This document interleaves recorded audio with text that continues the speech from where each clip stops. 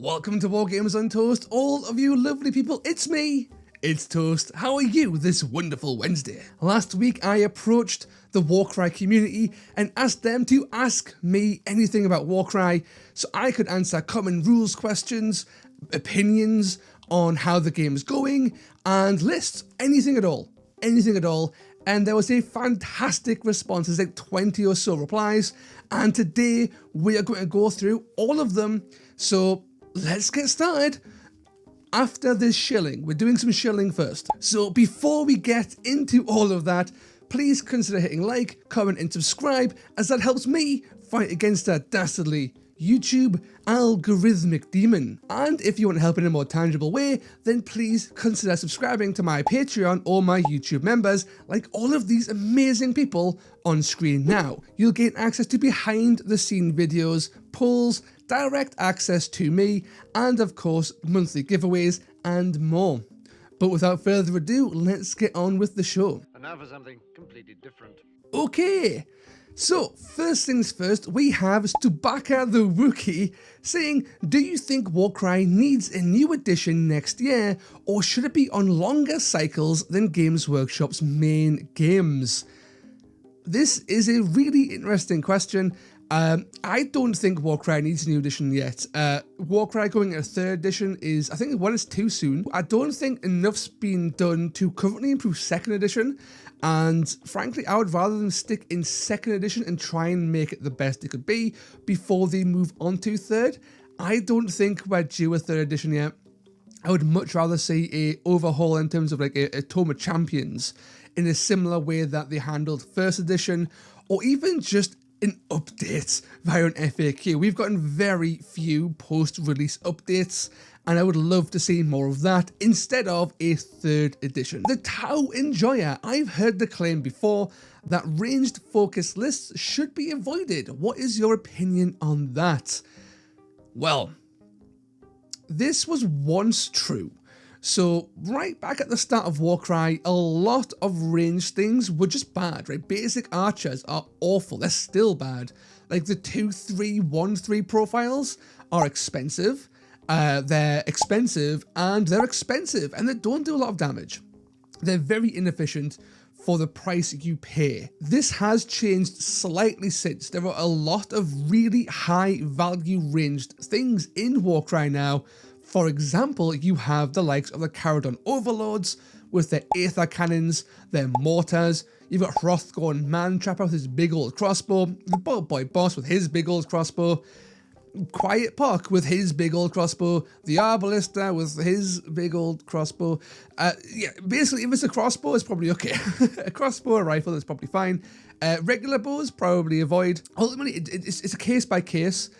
Not many warbands can run full, crazy, all balls to the wall range stuff and then still succeed. It's more of a balance. You'll often find a powerful ranged threat in a list nowadays, and that's becoming more prevalent. Look at the things that, for example, Off-Meta Musings is currently doing. In his competitive play, he's bringing things like Quiet Puck, he's bringing things like the Slant Starmaster, even Salamanders and Seraphon. He's doing all kinds of crazy ranged shenanigans, and it's doing really well competitively, and I can only see that get better as time goes on, as Games Workshop introduce even more powerful ranged things. So should ranged focus lists be avoided? No, not anymore, but it does depend on heavily on the faction and on what you want to bring. This is from Sir Appleheart. Okay, Toast Daddy, hello. List critique me. This is a Cruel Boys list.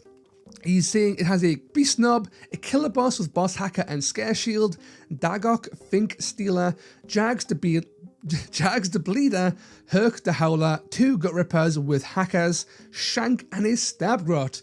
What better way would there be to build a Cruel Boy list while only having allies and such that are thematically Cruel Boys? This one is quite easy. One, because this list is already quite good. There are a few areas that I would try to improve though. Firstly, killer bosses with boss hackers and scare shields I don't like because they don't do enough damage, they're still quite expensive, and the toughness 5 and 28 wounds, whilst nice, you can get a better melee profile on a troll for the same defensive line roughly, but also you can get a better offensive line and defensive line on a brute boss. So for 10 points more, you can get +2 wounds and a bunch more strength, bunch more attacks, access to a bunch more utility. Now, is he thematically cruel, boys? Maybe not.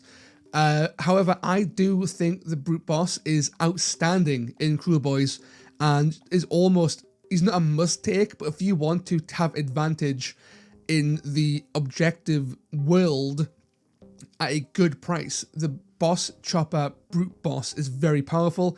If you don't want that, a second beast knob is excellent. You lose a bit of defense, but your offense skyrockets. You gain more threat projection because you've got a second access to harpoon. You have that AoE, the AoE reaction net. Whilst not great to use on the beast boy, on the beast knob, it's still a powerful reaction that could be worth using in a pinch, right? And you have 30 points left over in this list, so spending 20 more on a second beast knob, I'd be all for. Now, Dagok Fink Stealer is pretty good. I would cut him personally for a Bolt Boy boss. And the reason for that is the Bolt Boy boss gives you what this list lacks, which is ranged threat projection. I really like having something that can reach out and touch something, whether that be a clawback, right? A fast moving charger, or the Bolt Boy boss with his really powerful crossbow. Aimed shot is not a high resource cost ability. It's just a double. You can do this every turn. The guy just fires away. You do big chunks of damage. It's great for killing chaff. It's great for chunking off big things. Love to see it. And he also pulls double duty because people don't like to fight them. So what happens is people tend to send something after the Bolt Boy boss, and you are okay with that, right? If you're pulling things away from the main fight, then your Bolt Boy boss is gaining value as a distraction carnifex, and he's a commonly targeted thing for this role, and I have had great use of him just distracting stuff for 2 turns. Again, 20 wounds is okay as a durable stat line, and toughness 4 is okay in combat with 3-4-2-4. He's a great piece. Definitely recommend that, and I believe he's the same price as Dagok, so it's a win-win there. The rest of the list's fantastic. Jags is great. Herc the Howler is just a gut ripper with more abilities. I would maybe take Wicked Stickers over Hackers just because I prefer the range and the crit, and it helps to amplify their defensive profile. They're already good. 15 wounds, toughness 4 is insane. For 75 points, they are incredibly durable, but with range 2, they become, like, in my head at least, twice as durable, because most things now have to spend a whole action moving into combat with you to attack you, which halves their output, right? So a Wicked Hacker, you're getting into combat to leverage bad offensive stats, but if they are moving into you, you're leveraging your excellent defensive stats, right? And plus 1 for crit damage is always fun to play with. So I'll quite like that as well. And of course, Shank, Stab Grop, quality stuff. Next, we have Volon Hellstrom. Give us your views of what you would like to change in the next FAQ, or even the next edition of Warcry, and why. I'll give you 2 answers to this. 1, what would I like to see change in the next FAQ? Movement 3 chaff to be bumped up in price. Not by a lot. I would say 5 points for the most part across the board on movement 3 chaff, maybe 10 on the really problematic things, just to make them less efficient. They're already ridiculously good. If they go up by 5-10 points, and just to be clear, rarely 10, usually 5, this will basically cut those warbands down by 1 to 2 models over a full warband, which reins them in. It also then helps buff everything else by extension. So if you look at currently a Plague Bearer compared to any elf profile in the game, the Plague Bearer is so good and the elf looks terrible. Once you bump up the price point on the Plague Bearer, that points discrepancy, that gets closer together. The elves, by extension, look better because they're their competition is now worse, if that makes sense. So I think doing that would help balance out the game a bit better, and it should hopefully shift up the meta and make other warbands just more viable because they're not facing hordes of incredibly efficient Arcanauts, Skeletons, Graveguard, Mortek Guard, the usual suspects, right? Now, what would I like to see in the next edition? Passive abilities. So not just reactions, passive things that are always active. Just one small, even just minor things that help to elevate a faction to do what they want to do more. A really basic example would be give Chorus Cabal the universal special ability or passive or whatever to be able to climb. Let them do their climbing thing so they can get elevated easier. Would be super simple as a bare basic thing would be that. So yeah, bring in some passives. Really, really cool. Clone69 asks, with the release of the Dark Oath box, do you think it would be a good idea to split the Slaves of Darkness faction into Chaos Warriors and Marauder factions like how Stormcast Eternals are split into chambers? Maybe adding the Savages to the Marauders faction. Yes. Absolutely yes. Slaves of Darkness is one of the most bloated factions in Warcry as it is. It is just filled with everything, a bit too much of everything. They have incredibly efficient chaff, decent mid-range bulk, really good cavalry, access to the best allies in the game, good support pieces. Like, they've got such a variety of things within one faction, but it feels bloated, and from a visual standpoint, it doesn't feel consistent, right? I would love to see Dark Oath be their own thing so they have their own identity, right? They're not just like a little sub-faction, like the little unarmored noobs of the big, bulky warrior dudes, right? And it also then gives Chaos this really cool, like, I don't know, dichotomy, I don't know, where you have, like, the one faction is the big, bulky, brawly dudes, and then other guys are like the cool nomadic dudes, and it's just visually cool, thematically cool, lets them play with the rules a bit more, right? If they split them, then this massive model range isn't sharing a small pool of abilities. Each faction will have their own substantial list of abilities and reactions, right? Like, should Marauders be able to heal when they're, like, in a similar way to Chaos Warrior? I don't think so. I think it's a bit weird. Should Marauders have something a bit different, a bit cooler, right? Or less like immortal, blessed demigod, chaos, doom warrior, right? It feels odd that they share that kind of thing. Spiky Wobble asks, can a super elite list ever be viable? Like 3 to 5 models total? Yes. Very good friend of mine, Armor Enthusiast 7, Mike Sansom, has ran 3-man lists and they have done very well. From what I can remember of what he was saying about them, you have to play very, very differently to run Hyper Elite. You don't have the model count, you are heavily reliant on dice because you have to claw back that advantage, right? You can't just rely on your numbers to do objectives. People can easily take those objectives off you, you have to rely on dice. So it's a little bit harder because there's more of a luck element involved, but you also have all your points invested in really big things like chimeras and ogres and really big burly things. So yes, they can absolutely work. It's very difficult, and in objective packs you might struggle to do anything, but in a more balanced pack, and especially a kill pack, then you should be okay. So yeah, give it a go.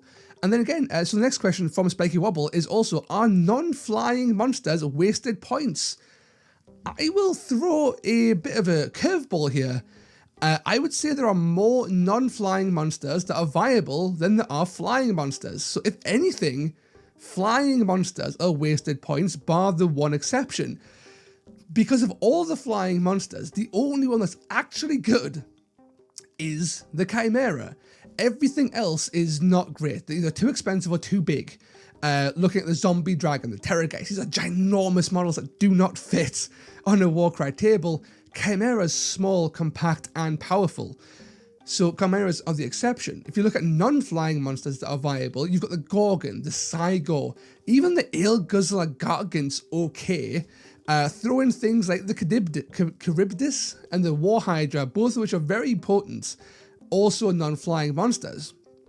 That's what we'll say between 3 and 5 very good non-flying monsters to the one good flying monster. So yeah, take that, curveball. Awesome son of a bitch says, I'm the rules guy for my group and we are currently struggling with 2 things.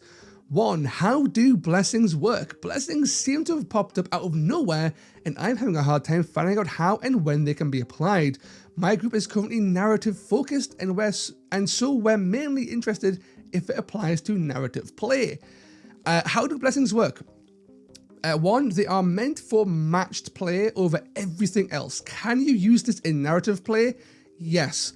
Will it be balanced? Probably not. Narrative has its own way to boost your stats through various relics and renown-y stuff. Blessings would, I think, tip the balance very quickly to being a little bit bullshit. But you could use them sparingly and be careful. How do they work though? Basically you put 1 blessing onto 1 dude and that's it. And you can do this with every model in your warband, but once you just have to pay the additional points cost. And that points cost varies based on blessing and based on the number of wounds that model has. For example, a strength blessing costs 15 points, but it will cost 20 points if you use this on a model that has 23 wounds or more. So the more expensive your model is, the more expensive most blessings will be, and this can be a fairly large increase as well, based on what you're looking at. For example, a movement blessing is cheap on a low wound model, but it's actually disproportionately expensive when you put it onto a more expensive model. So bear that in mind. I will include a link to the blessings rule down below. It came in a white dwarf. It's currently on Warcry, so I'll link that and have a little gander. And then the second question is, how does renown work in narrative? There's a debate going on in my group when you spend it in combat, it's gone from the character. Others interpret that it's just gone from the battle.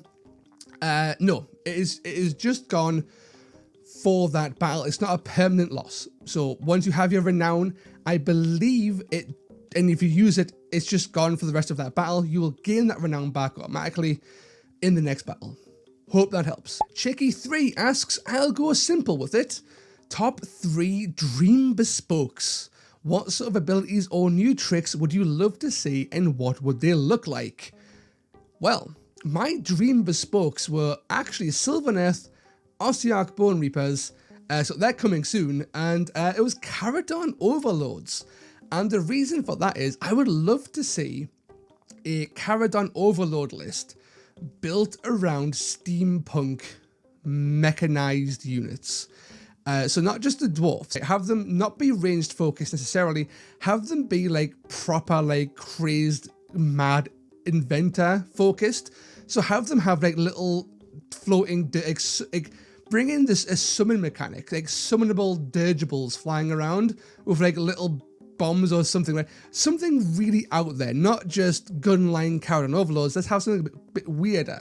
Let's have weird little tiny miniature floating blimps and little weird things like that, right? But yeah, with the Ossiarch Bone Reapers and Sylvaneth coming out soon, 2 of my 3 are already on the way, and the fact that the Ossiarch Bone Reapers have a Bone Centaur, that's amazing! I am all for that. Bone Centaurs are on the way, man, and it's really exciting. Severus asks, in my local meta, we have generally frowned upon players using Compendium warbands versus Bespoke Warcry warbands.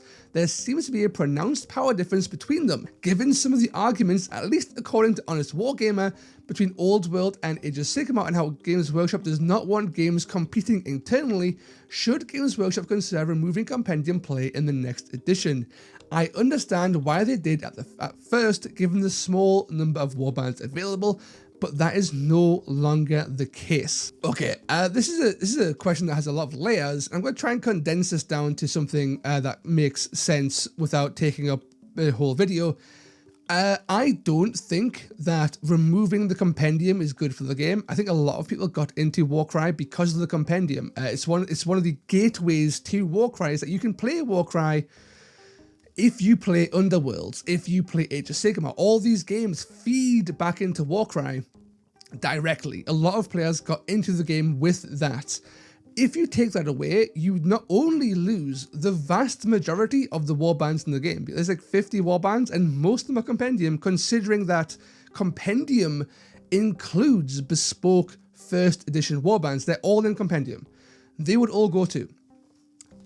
Then you're looking at a very small pool of warbands, and the game is kind of boring then. But then as well, are Bespokes actually weaker than Compendium? No, I don't think so. I think they both complement each other very, very well, because the most competitive Compendium list, can make use of Bespoke allies, and Bespoke lists get better if you include Compendium stuff. More interesting, one of the strengths of Warcry is the list building. This is a thing missing from Kill Team, is the depth of the list building. You can craft all kinds of things.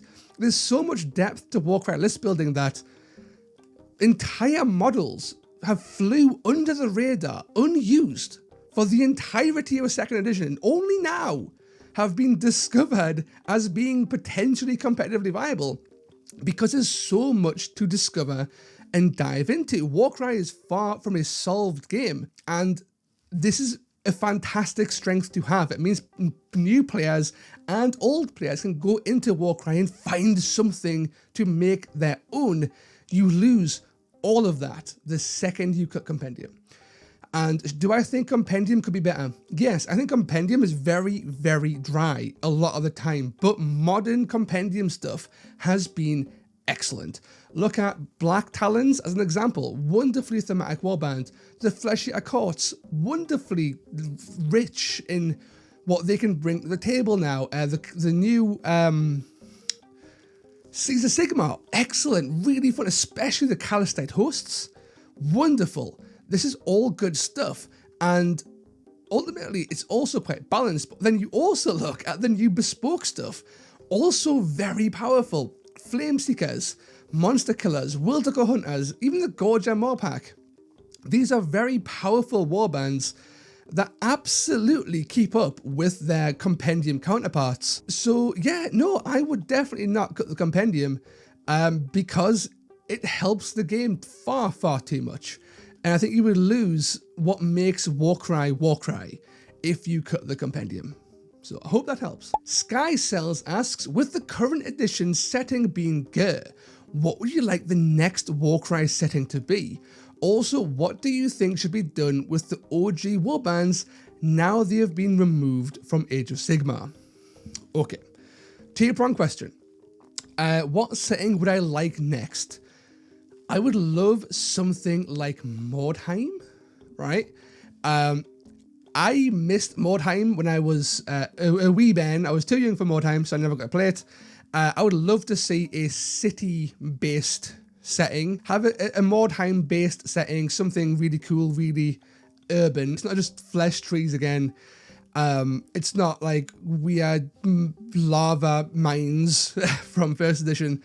It's different. It's a bit more built up. I think that'd be really cool to interact with and play around with. Failing that, something in the realm of death, something really funky would be cool. But well, I don't know. Either a giant planet-sized graveyard or a Mordheim-like thing would be kind of cool. And what do I just think should be done with the OG warbands? They're not going anywhere.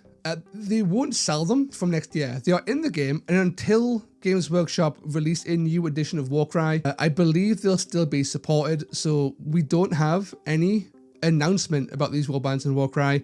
They're still legal. There's nothing stopping them from being legal yet. Will they go away? Probably eventually. But this is in front of a year at the very least. And even then, those warbands have some outstanding models. You can use these for all kinds of things. Like the Cipher Lords are beautiful. Once they're out of the game, use them as proxies or something else, right? Those are wonderful, like, proxies for the Lumineth Riverblades, you could use them as the Zinj Arcanite Mortal stuff. Corvus Cabal, like or any of the really cool leaders could absolutely just be a Chaos Lord, right? They might be gone from the game in the near to far future. The models will always be amazing. You can always use them for something.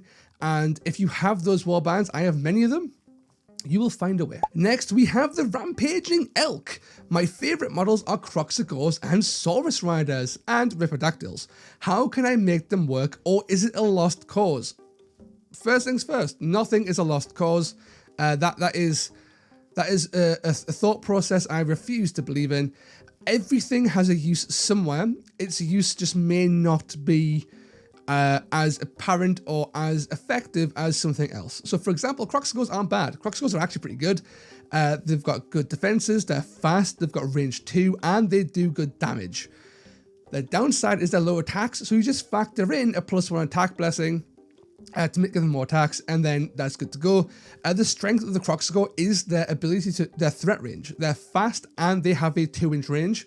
These guys can just threaten things and bap things, and the best part is, with their bites, they're able to move and then swing and do humongous amounts of damage because their damage just scales all the way up to monstrous levels, right? So Croxagore are fantastic. In my opinion, they're wonderful to use. I would not be ashamed or sad to use Croxagores. Saurus Riders are less good, but they aren't a lost cause. You just have to put them in a scenario where they are good.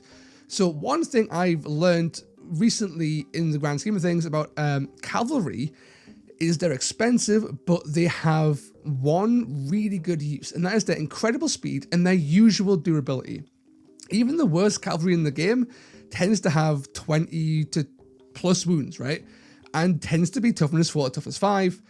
So what you do is, these are like little anvils, right? You launch them across the board at top speed, and you get them in the way. You get in the way of things, and you tie things up. Whether that be like a block of chaff, whether that be like a powerful range unit, like say if they've got a quiet pock, launch that Saurus right into the quiet pock and lock that guy down. Arbalest does the exact same thing. Do they have a bunch of things coming on turn 2 in a nearby deployment? Launch that guy in there, right? They deploy and are immediately engaged in combat with this Saurus Rider. Will he die? Maybe not. If they're chaff, likely not. But they're slowed. They have to move around you. They have to disengage, but that's slower than moving. They've got to go around you, and it's all kinds of shenanigans with that. And the whole time, your Saurus Rider, he's eating this chaff up, and he can use, I believe, the bite as well. So his damage is actually really, really good. So yeah, Saurus Riders might not be the obvious pick. They have a use, and that is getting to places and getting in the way because they're fairly bulky. Ripperdactyls can't do that despite their speed. What Ripperdactyls do is mess with your opponent's game plans and objectives, and they threaten treasure. So Ripperdactyls are very fast. You launch them into an objective on their side of the board, on the opposite side of an objective that you want to threaten. So let's have a little imagination session, right?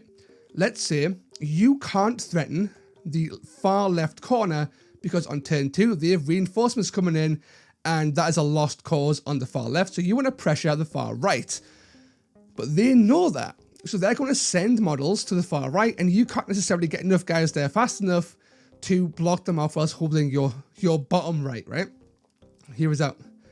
The Ripperdactyl, you launch their far left, because this forces them to send models on turn 1 to that far left, which weakens their right flank, allowing you to punch through more effectively and then sweep around on turn 2 and turn 3. So you're diverting their attention, you're forcing their hand, and you've sacrificed one model, and they'll have to use 2 models to counteract it, because if they won that objective, they can't tie you, they have to beat you. So you're diverting 2 models for 1. That is value in and of itself. Now in treasure missions, you fly to the center, you take it, you fuck right off. That's it. The person who gets the central treasure in any treasure mission tends to be the guy who wins the game. So if you can get there first and nab it first, great. This thing flies, You fly over there, you land, you pick it up, you can't fly anymore, you then run away. It's that simple. So are Saurus Riders and Ripperdactyls fantastic? No. Do they have uses? Absolutely. Absolutely. You just have to think a bit more outside the box and use their strengths, right? It's not all about damage stats and points efficiency. It's about gaining, because value comes in so many ways. Find the value that they can give, and then maximize that, right, to get what you can from that. And I am a huge fan at the minute in having one fast moving cavalry or flying piece. It doesn't even have to be powerful. Ripperdactyls and the like are fantastic in so many ways. They're just not traditionally competitively used because that scene is more dominated by points efficiency and high numbers, right? And the Ripperdactyls don't necessarily do that. They do other things, and it's still good. You just have to use them differently. So I hope that helps in my little ramble, but hopefully that helps. The final question from Reddit is from Awesome Son of a Bitch. Piggybacking off Sir Appleheart's request, I love your take on my narrative Seraphon list.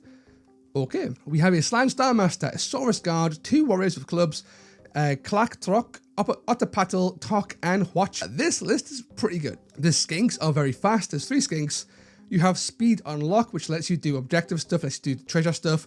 Like that a lot. Clack Trock is very decent. All the Saurus stuff, including Clack Trock, have the bite, so they do a bunch of damage. They're very deadly in combat.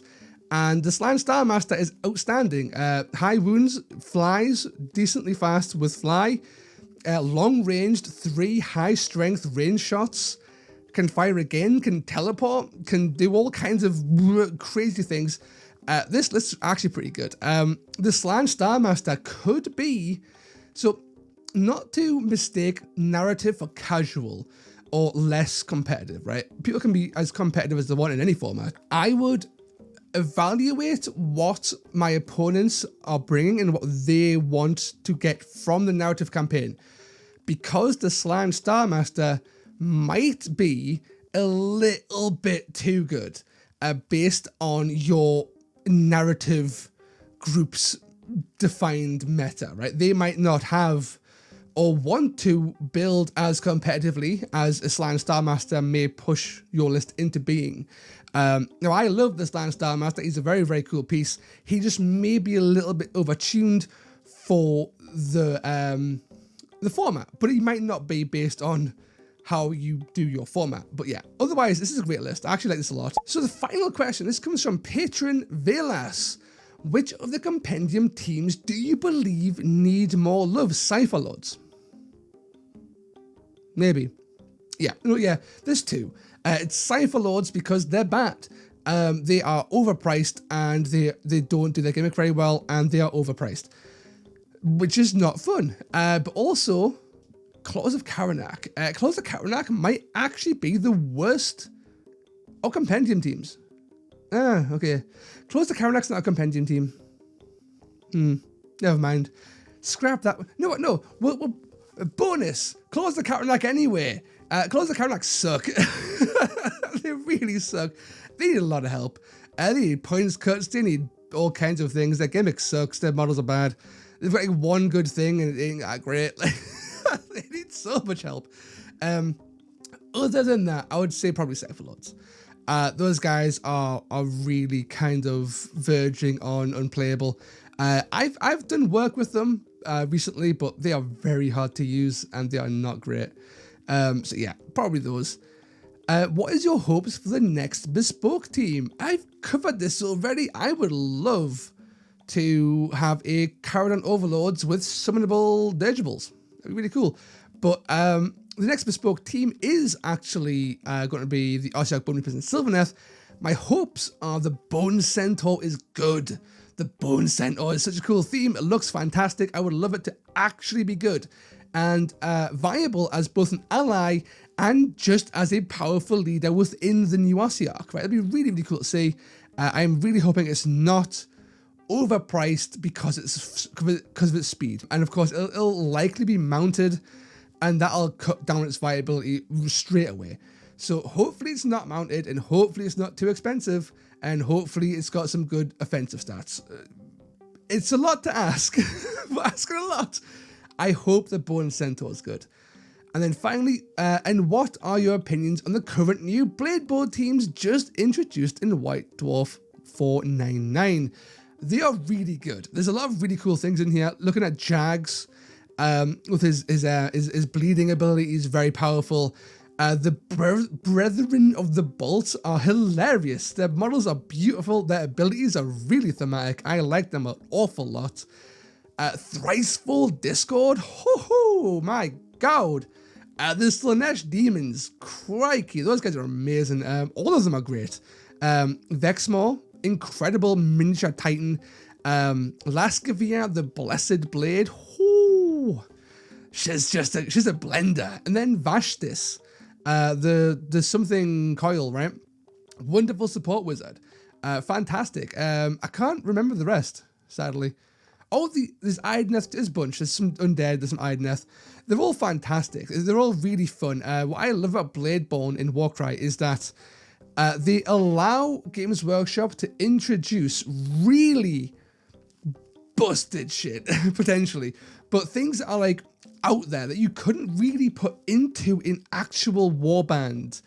For example, Ephelim's Teleport is from the last batch, Ephelim's Pandemonium, is ridiculously powerful. You would never see that teleport appear in a regular warband. Now you get that in Ephelim's Pandemonium because Ephelim's Pandemonium is this just out of this world, like, complex, just shit show of wonder, and it works so well. And Bladeborn allow you to just theme your lists in such fun and creative ways with rules you get nowhere else and stats that are usually overtuned, but this is for a reason, right? In the same way the Black Talons have Rostus Oxenhammer, and Rostus Oxenhammer is outstanding for his price. If you could take 6 Rostus Oxenhammers, or I guess more like 4 for his price. If you could take 4 Rostus Oxenhammers, you would take 4 Rostus Oxenhammers over just about any Annihilator or other Stormcast big burly smashy guy because he's so good. What makes him balanced is you can only take 1. And this is what makes Bladeborn so cool, is that you have these wild stat lines like Vexmore having toughness 6 and 25 wounds and strength 10 and 510 damage and range 2 for only 150 points, but you only get 1. You can't take 2, right? You could take 2 from Red Crushers or 2 Gut Lords or the like, right? So yeah, I think they're all really funky, really fun, and I'm excited to use a bunch of them. I've used a few already. I've used the Thricefold, and I've used the Brethren of the Bolt, and they've been a lot of fun, and I'm really excited to use more. So yeah, really cool stuff. But that's us done. That's the end of the video. I hope this has been fun. I had a lot of fun doing this. It's all from the top of the old calcium cage. I don't know if it's any good. I hope I didn't ramble too much, and I hope it was a lot of fun. I would love to do more stuff like this. I thought this was a lot of fun just to throw the questions out, and there's a lot of fun answering them. Please, if you want to get involved in the next one, if I do a next one, drop your questions. I will get to them, and we will do another one. We'll do another Ask Toast, and it'll be a lot of fun. Yeah, so thanks for watching, everyone, and I will see you all next time. Ta-ra!